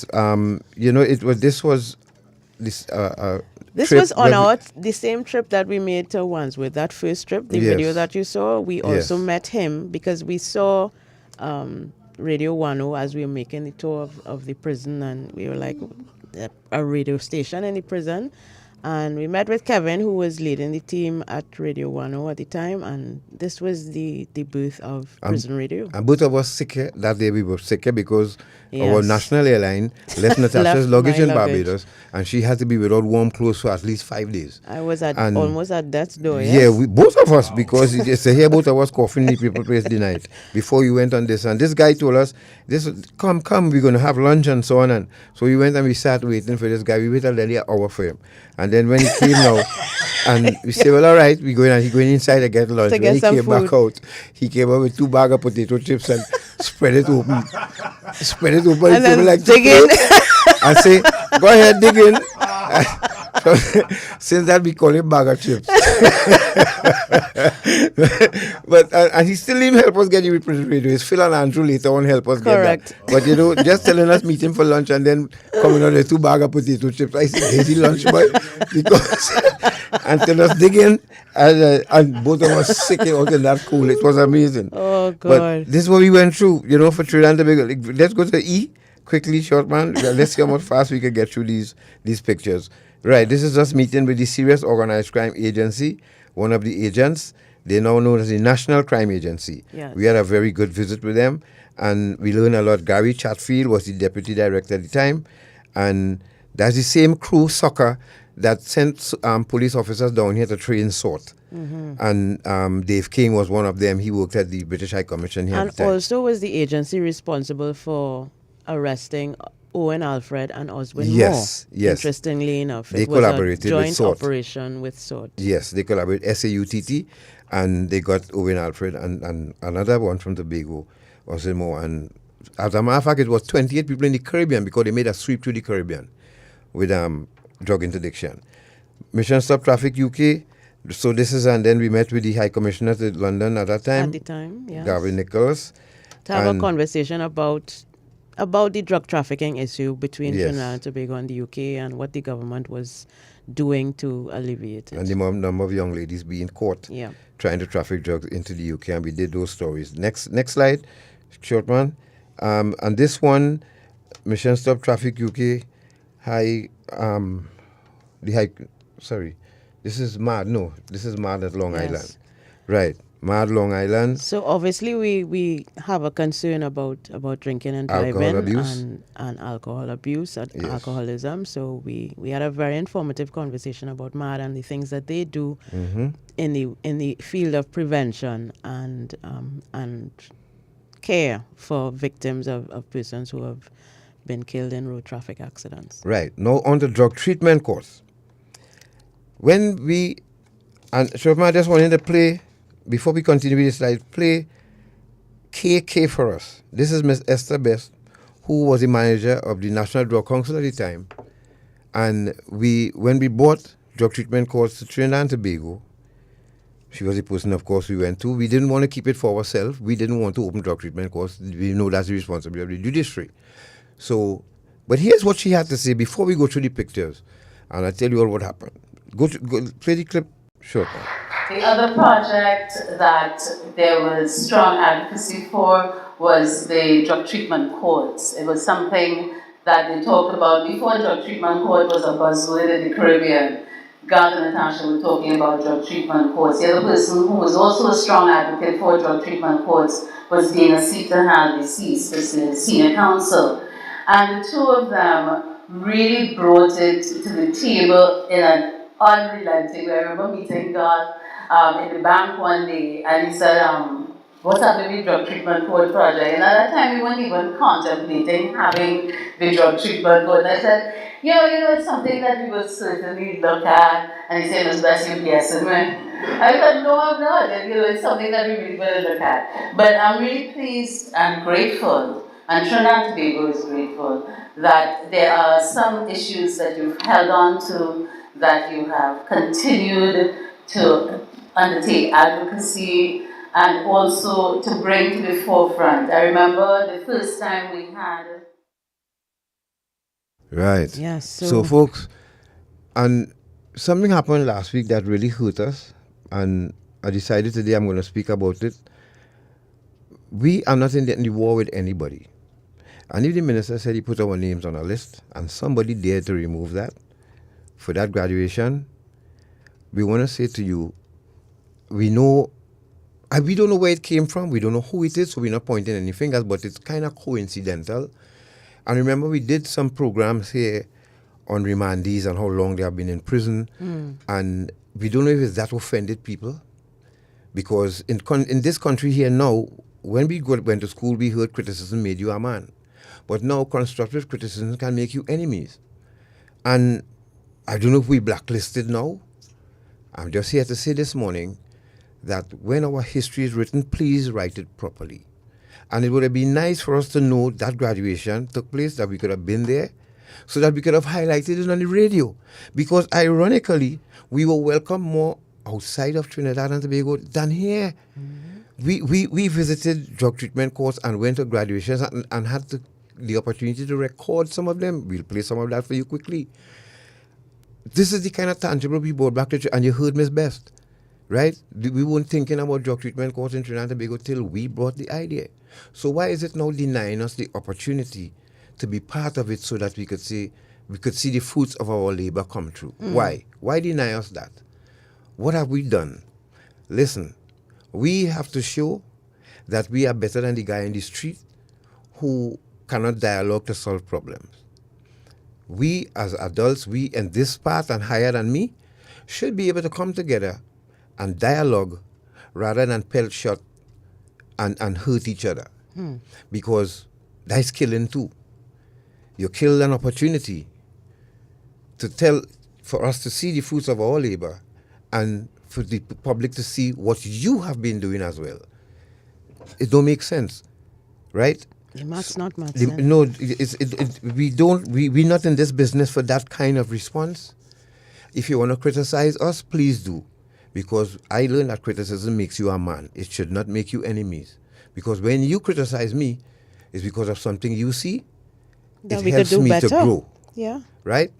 And the guy who committed suicide in prison recently, he was a remanded, you know.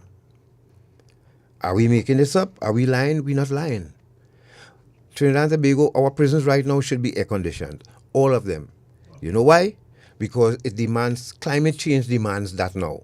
So air condition is not a luxury anymore, it's a necessity. Correct. How many of you have used your air condition now more than you used to? Than you have been using it? Understand, I have been in a cell in Port of Spain especially. A cell in Port of Spain is just like this with no windows and a hole, a 4x4 hole in the door, and the door is as thick as 9 inches. Now you could imagine 8 men inside there. I am surprised more people are not dying. Now, because we highlight this, is the judiciary our enemy? No, you're not. We're trying to help you look good. So please, put your sword down, whoever it is out there, and let us know and understand that we want to work together to solve this problem because there's a common enemy.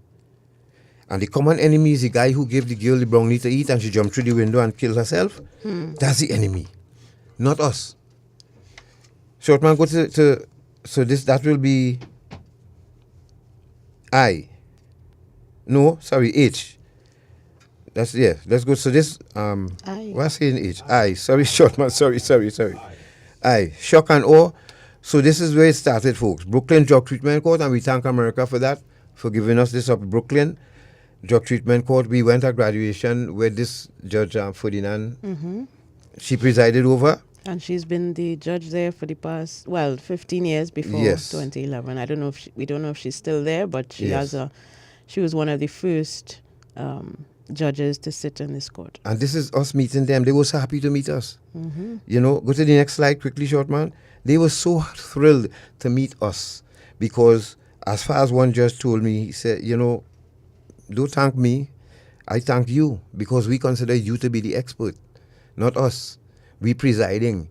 He said, but you were able to stare the devil in the face and survive. And we consider you to be the expert. That's how they look out at us outside of Trinidad and Tobago, unfortunately. This is us meeting with Valerie Rain, Brooklyn Drug Treatment Court, again. Well, this is the Center for Court Innovation, which is a non-profit that works together with the judiciary in New York State to craft the drug court initiatives, that one of which is the Brooklyn Treatment Court. Right. Next slide, go to K quickly.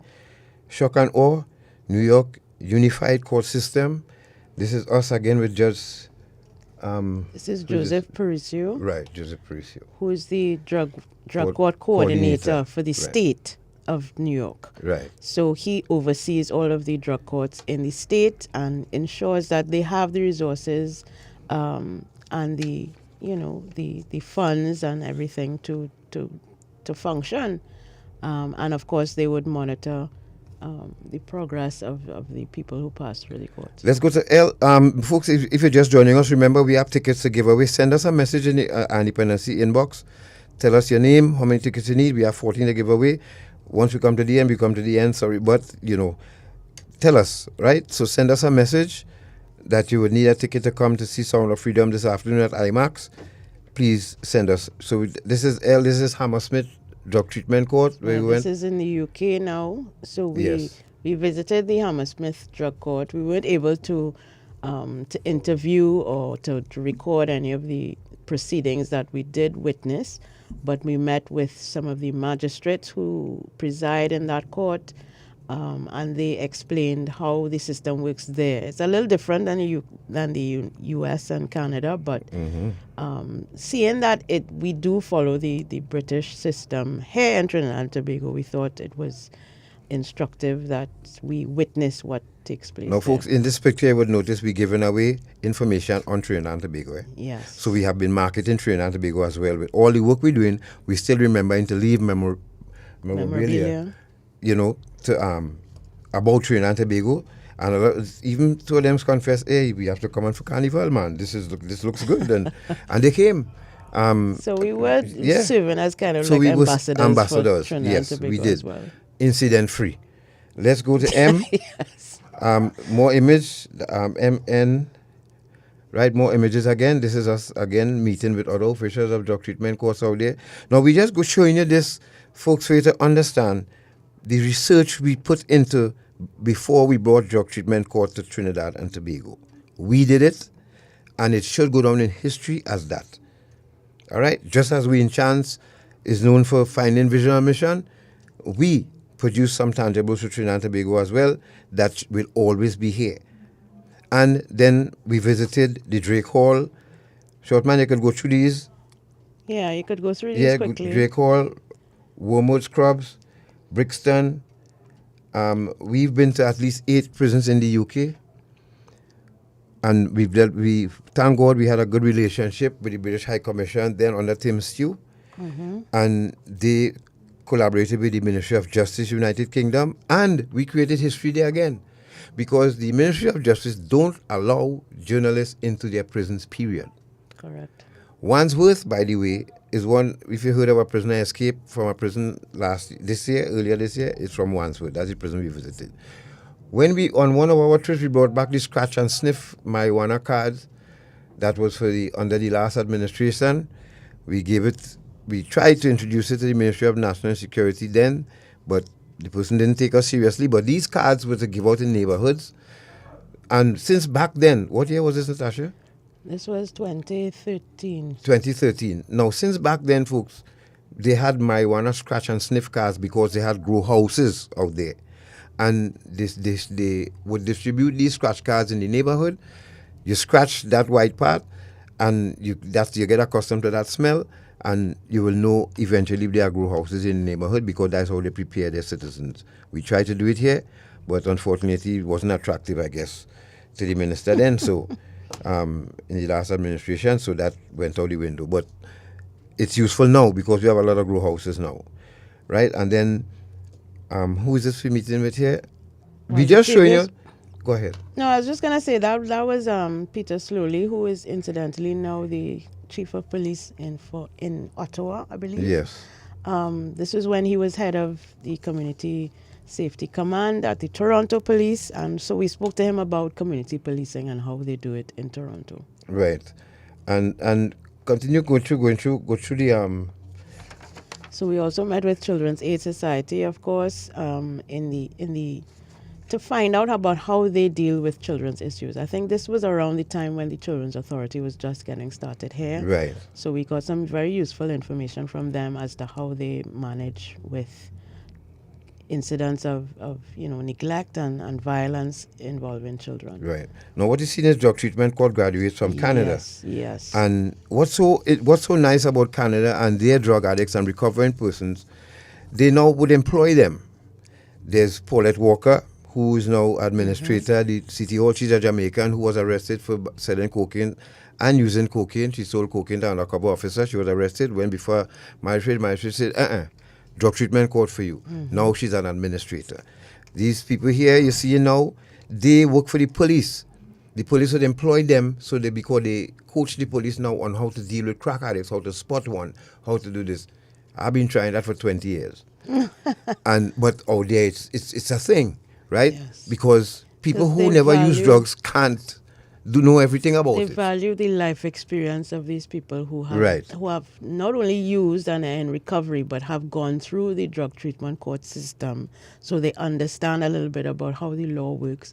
And they can then, impart that knowledge to police who on the beat dealing with addicts. They will have a more caring and compassionate approach to them. Right, so let's move on. And those of you just joining us, you're listening to a review on our dependency. That's what we're doing this morning, so that your input will be valuable. If you can't get a call in, please leave us a message on YouTube or Facebook channel. Those of you on YouTube and Facebook, don't forget to like and subscribe to the channel, and click on that bell so you'll get notifications every time we go live. Well, before we go to the traffic stuff. Can we play that Brooklyn Treatment Court Yes, video. I was just about to say that. Could we Yeah. go to that? Shortman, go to LL. I want you to listen to an interview we did outside after our graduation. We attended at Brooklyn Drug Treatment. How was this for you? It was a humbling experience. We wrote to them. When I first got here, I was running the streets. We wrote to them. They did their research on us. They said, yes, come on up. Let us into the court. We looked at the graduation, and when we came out, we were able to interview one of the graduates from that drug treatment court. So it really works. And we congratulate whoever was responsible for... We didn't know anything about the program, what was going on here. Not a thing. Only by accident, I heard Mr. Wilson on his program talk about the graduation he came from, and I said, but how weren't we invited? Only to know that we were invited. But somebody took our names off the list. That is dangerous. That is dangerous, and apart from being ungrateful. We have never disrespected anyone in this field. We have always presented ourselves as the folks who care, and we wanted to be treated that way. And we still were prepared to entertain the judiciary anytime they want on this program. Yep. We tried, we failed with that too. So, you know, should we put two and two together? Folks, all I'm saying is that we have a bigger enemy. We have a common enemy to fight, the ones who are coming after our children. And let us focus on them and not shooting and killing each other. Because the shooting and killing not going on the streets alone. It's happening off the streets as well. We need to stop. As Bishop Gordon said this morning, let's try and develop the culture, even if we don't have it. But let's try and develop it now and start to look at each other as citizens of Trinidad and Tobago, people who trying, people who want to help, and live and let live. That's what we're asking. Let's go to the clip short, man. Listen to this, folks. The other project that there was strong advocacy. How was this for you? It was a humbling experience because when I first got here, I was running the streets, using drugs, selling drugs, and Brooklyn Treatment basically gave me a second chance at life. How old are you? 25. 25. So if it wasn't for Brooklyn Treatment Court, what would have happened to you? I'd probably been dead or in jail. Yeah. Basically. How much time you think you would have been doing if you didn't get a chance to turn your life around here? I've probably been doing, I could have been facing 5 years. Yeah, 5 years. So basically, I appreciate the judge and the chance she gave me. I mean, it was a rough road. I made a few mistakes on the journey, but I got it together and I'm trying to do the right thing now. So you graduated today. What's next for you? I'm just trying to stay on the same path, clean, sober lifestyle, just working, and that's about it. All right. Well, brother, I wish you all the best. All right, thanks. God bless you. How did you end up here in the first place? I sold drugs, cells. Oh, you sold drugs? Yeah. Oh, you use drugs also? I was using it too. Yeah? So in your mind, this whole drug treatment thing works? Yes, it works. Yeah? Yes, it really works. It works. Yeah, so It works if you let it work. That's how it goes. Because when they put us in the programs, we can walk back out the doors. We not locked in. You understand? The way you walk, the way you locked in, if you come back here and they lock you in the jail because you don't want to do the program. But see, like today, I'm in the program. If I walk out today, I'm free because my mandate should lift. But I'm not going to walk out. I'm going to complete the program till December. So how much time you were looking at if this didn't happen to you? Oh, I was looking at 1 year. 1 year? Yeah. Okay, so you're all right. Yeah. I'm all right now. The felony drops, everything leaves. Okay. Well, praise God for that. Congratulations. You go and give you a best shot. Okay. And sister, so what about you? My story is the same as hers. Yeah. Selling drugs, just led me into prison, into a program. Now I took my life together. I don't want to get high no more. I graduated. I'm happy. I'm starting my training all the way from my completion. I'm not going to walk out since my mandation lifted. I want my completion, do it the right way, and I'm good. Thank you. What does the certificate says? Let's read the certificate. Brooklyn Treatment Course Certificate of Completion awarded to Ramona Cleveland for fulfilling all the requirements necessary for case dismissal and graduation from the Brooklyn Treatment Court. You must be proud, Ramona. I'm very proud. Yeah. Thank you. God bless you. Take care. All right. Bye-bye. What's your role here? I'm one of the lawyers. You one of the lawyers? One of my clients graduated today. Oh yeah, you must be proud, eh? Oh yes, she does. She's struggled a real lot and had a lot of adversity, including the loss of her son during the middle of treatment. But she hung in there and really did a great job. How many of these cases you have on a daily basis? I would say that right now I have about half a dozen cases in drug court, maybe 10, something like that. Okay.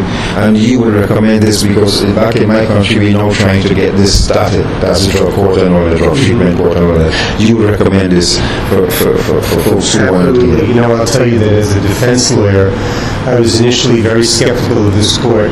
There's not a lot of advocacy on behalf of the clients. It's mainly involved in, getting them into the treatment and all that, but when you look at the success of the court, you can't argue with that. And you see people who, when they came into drug court, looked horrible and are walking out looking good, like yourself. Well-dressed, self-possessed, in charge of their lives. It's really gratifying. It's a great court. And Judge Vernon, like I say, really does a good job. She's fabulous. And in the ceremony, you hear all these people repeatedly thanking her for saving their lives. And I think that a lot of people look at it like that. But I see that you're very intimate, and I can see from all the faces inside there that you're all so much emotionally and passionately involved with these recovering addicts, and you all just want to wish them well. I hope they don't come back. Yeah, absolutely right. But they all really work hard. The lawyer's job in these cases is really pretty minimal. It's the clients who do all the work themselves, and these people really work hard by and large, and they do great stuff getting themselves better, and it's really gratifying to see. I really like coming to these ceremonies. What I find enjoyable about Judge Ferdinand, she maintains her passion. She's been doing this for 15 years, and every day she's on the bench, she takes it as another day, and she puts as much enthusiasm in that day as she did 15 years ago. Okay. Yeah. And you've been here for how long? 11 years. 11 in the Brooklyn Treatment Court. Okay, so and you've seen cases come, cases go. Yes, and I'll tell you, some of the cases bring tears to your eyes. You can see the change in the person day and night, from one extreme to the other. And how many lives do you think this Brooklyn Treatment Court has changed? It's tough to give you a number, but it helps a lot of people. That's all I can say. Some people come in without any no change at all, to be honest with you, but you can't change everybody. And I think it does a good job. It's a good court system. Brooklyn Treatment Court seems to work, yeah. Because back home we are trying to introduce that, and we're now trying to introduce as a pilot project one year started one, and I mean that is completely depends of course that you have. Correct. We have a large system, yeah. Right, but I mean one step is just well, yeah, you start somewhere, and with a small population you have, you probably can take give people more attention than we do because we have so many people. Sometimes they don't get as much attention as they deserve. So in your mind, you would recommend this? You see this change? Yes. Now I'm 65 years old, so I've been around the block a few times. I've been in private industry, and I came third career, so I have a pretty good perspective on life, and I think it works. Yeah, I feel it does work. Not in all cases, but in a lot of cases, it's worth having as an alternative to incarceration. And from a money standpoint, too, it's expensive to keep somebody in the prison system. Just from a pure dollar and cents perspective. I mean, as a police officer, yes. Sometimes, they expect police officers to be hard-nosed, we see these people a lot of times, so even when we have to put them in jail for a couple of days, we ask them, is there somebody we could call for you to let them know what happened, and we hold on to their property rather than bringing it to Rikers Island. Sometimes it gets lost in Rikers Island. So we give the people more attention than the normal police officers would. Well, I want to thank you very much. You're welcome. Thanks for listening. Good luck, Good luck in Trinidad, man. You're very sharp. So there you have it, folks. That's we were invited to this, And you see, just as welcomed. welcomed. And if just as we interviewed these Americans, we could have done that for this graduation too and played back for you all, because more people need to know about it. Correct. More magistrates need to come on board with it, because not all magistrates believe that people can change. Not all magistrates agree with this drug treatment court thing. There were magistrates who told mothers that. But imagine, God, we traveled to the UK, to Canada, and to the US to interview magistrates and judges, and we can't interview one yet. And we've asked for that here. And we've asked. We've asked, because we wanted to work with. Not for lack of asking. Yes, we wanted to work with, because when we saw Justice Ramsey Hines and Natalie Diop, what the decisions they made to help turn some lives around, this really works. The guy who Justice Ramsey Hines spared going to prison again for the umpteenth time, he's a counselor today. And he was on the street for 40-something years. So we know it can work for those who want to apply it. Yes. And to deny us the opportunity to see the fruits of our labor, it hurt. This one hurt Trinidad and Tobago. This one hurt. I don't know who signed that war declaration on independency, but I'm telling you, you are fighting the wrong people. Let's take some calls. To wrap up, you could go through the pictures again, short man. But you're fighting the wrong people. And we spoke the truth. We have not lied or disrespected. We have not lied or disrespected anyone on this radio program, and we'll never do that. I remember when the Chief Justice attended my mother-in-law's funeral, when my turn came to the podium, I said to him, he was sitting in the front row, and I said, sir, I didn't try to embarrass him. I didn't try to disrespect him. I said, sir, even though Hazel Brown passed away, she didn't take advocacy with her. We will continue the advocacy. And this is what we have been doing. And he clasped his hands and he looked at me and he smiled. And I was so grateful for his response. He didn't skin up his face. He wasn't, But then what happens when our name comes up when nobody's around? Or we're not around to defend it? What happens? If we could be welcomed and embraced by foreigners in this manner, white people, if you saw the pictures, yes, then what happened to our people? Why do we continue to fight each other and try to destroy ourselves from within when there's an enemy on the outside? Why are we doing it? The kind of tangibles we produce for Trinidad and Tobago, is this the reward for it? Natasha especially. Look at this document here. I'm sorry I didn't let her take a picture and post it to show you the kind of work that Natasha would do every Saturday and Sunday for Trinidad and Tobago. And to take our names off this list so that we couldn't attend this graduation, what, you think we were coming to show off or show up somebody? We would have welcomed to do this, interview one or two of the graduates and let people know that this exists and more people can be saved like these people. Why we continue to operate in silos and secrecy, I don't know. But it's not helping. Good morning. 622-3937, good morning. Hello. Morning. Hi, morning. Good morning, ma'am. Mr. and Mrs. Yes. Morning. I wouldn't be caught dead not contributing, You understand? My sister called me and said, what happened? How come I have to? Well, wait, is the timing ready for the calls and thing yet?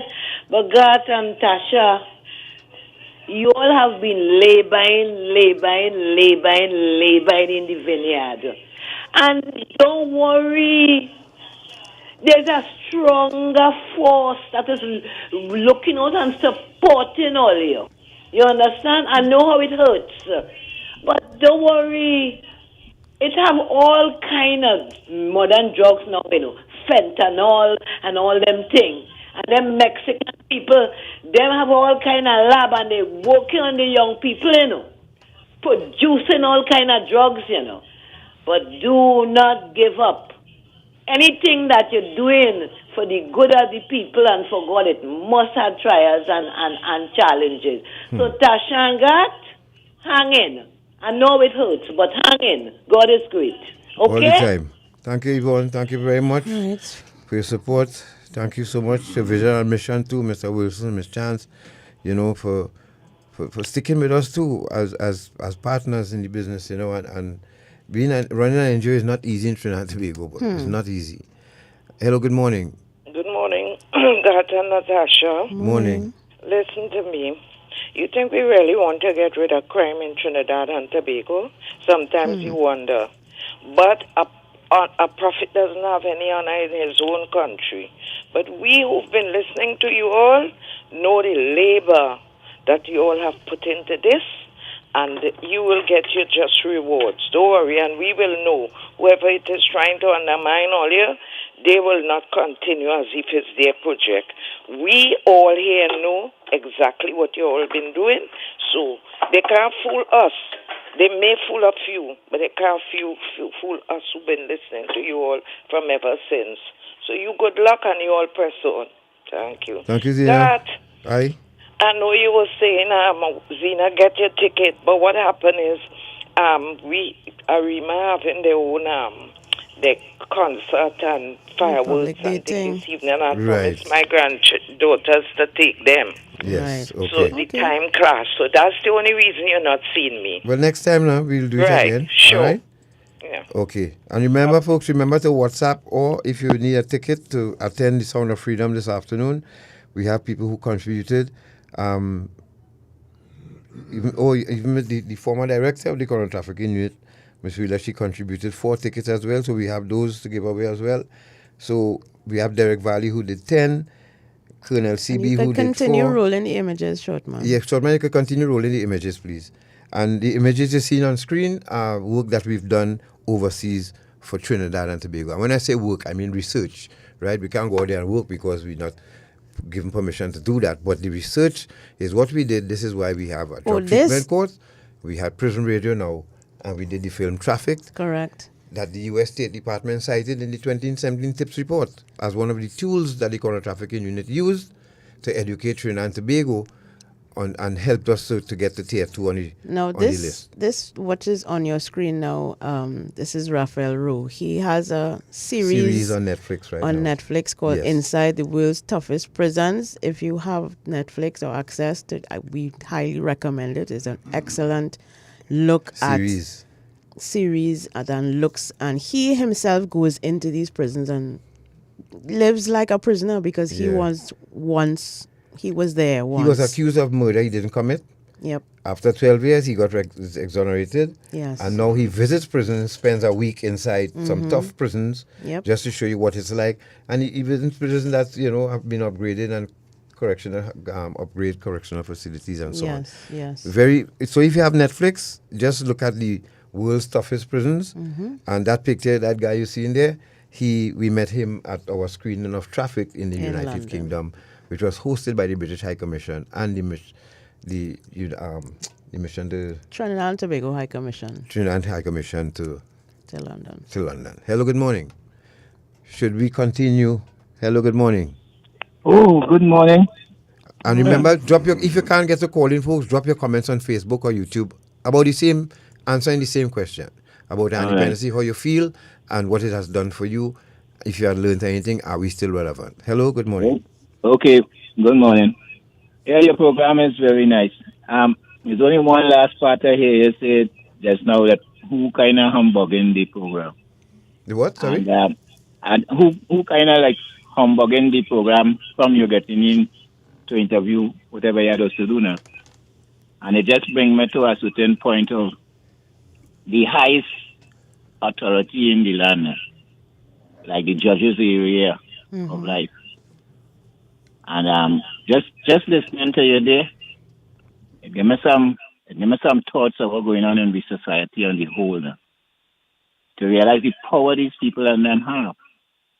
And in respect to what's going on in the country, all different levels of crime and criminality, and the power that they have that could keep back situation or help the process of situation to go on. I thank you for your program, and I want to say too that what God gave you, no man could really take away from you.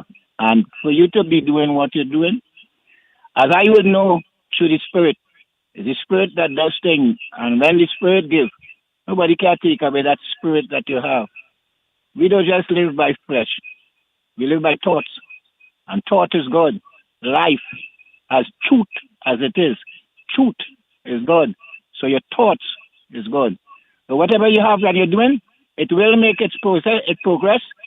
You just keep on doing what Papa God give you to do, because there is nothing else you could do when Papa God give you a job to do. Until that, thank you for everything. Thank God for everything. Thank the people that help you to carry the distance that Papa God given you to do, and do it. So thank you, my brother. Thank you. Natasha, really comments about value for money, from if you could find it. I want to explain that to people, because you see what you hear in here from the callers, you see what we post on Facebook and YouTube this morning. That is the value. The value is your whichever ministry, and 4 ministries we fall under here, or should be aligned with. Education, because we educate people, and we educate children, schools, you name it. Social development, because we deal with a social issue, which is substance abuse. Gender, national security, and youth development. All we cover. This is the most versatile talk show on radio. Correct. And we've touched on every aspect of life in Trinidad and Tobago, because we don't depend on the newspaper to run a talk show. Yep. We depend on research. So whatever we bring to you, it's tangible. Again, for us to be aiming our guns at the enemy, and we have enemy aiming guns at us, that's discomforting. It's disheartening, and I'm disappointed in people who should know better. I'm disappointed in you all. So this has been going on for 21 years. Yep. So the comment reads, and he was responding to Veronica Davis saying that's how the world operates. We might see working, but the people who are responsible for spending the money, they may not feel they're getting value for money. We have to understand that too, because 21 years is a very, very long time. Right. So first of all, we weren't sponsored by the same person for 21 years, or the same ministry or whatever. That's first thing. Secondly, that was 21 years of me bruising my knees and elbows to make it continue. There are very few people in there who insisted that it did, but there are those who didn't want it. So we had to fight.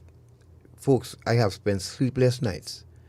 I suffer from high blood pressure, depression at times.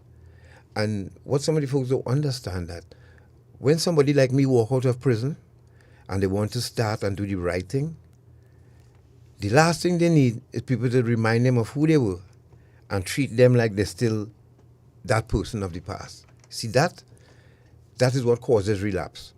And I'm really disappointed that some of the people who could stand on podium and speak to drug demand reduction don't understand what causes relapse. Strange.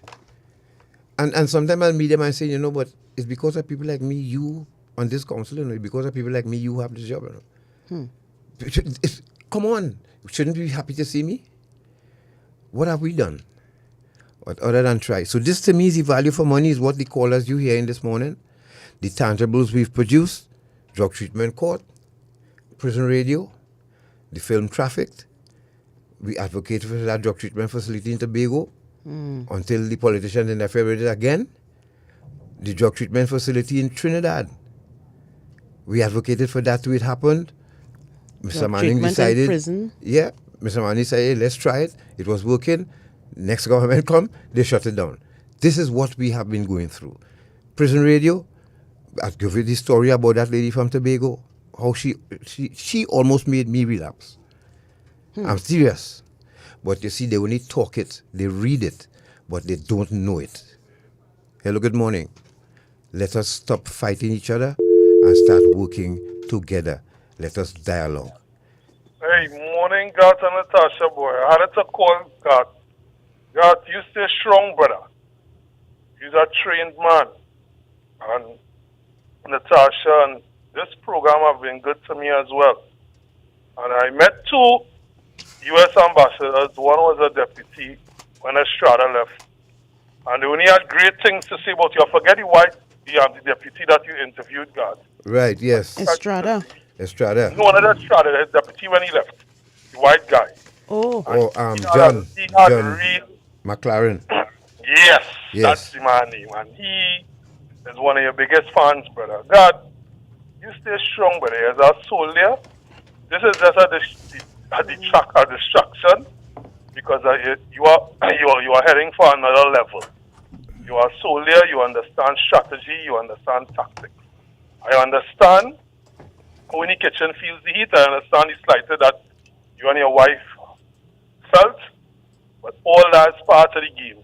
This is just for you to go back and your wife to go back into your bunker and strategize again, because you're not going to give up.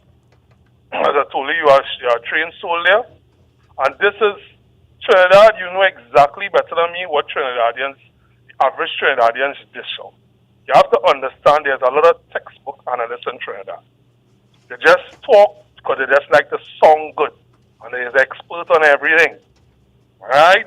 And when they see people that they believe that is beneath them making strides, they intend to feel slighted because they don't know how to build anything.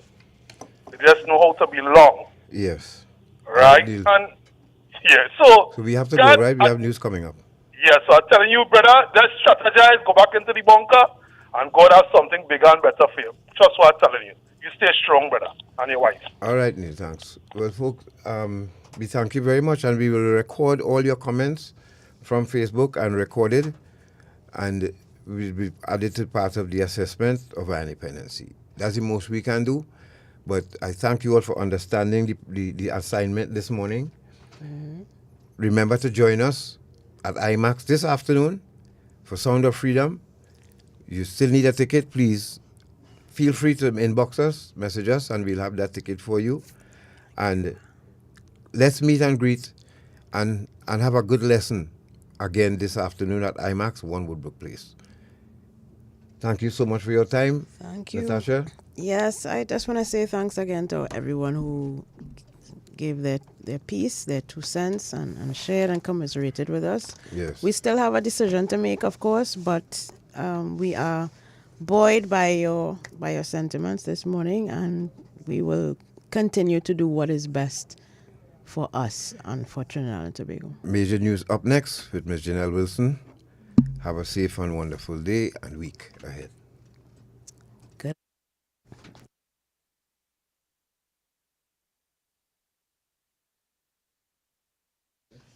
From Port of Spain, Trinidad.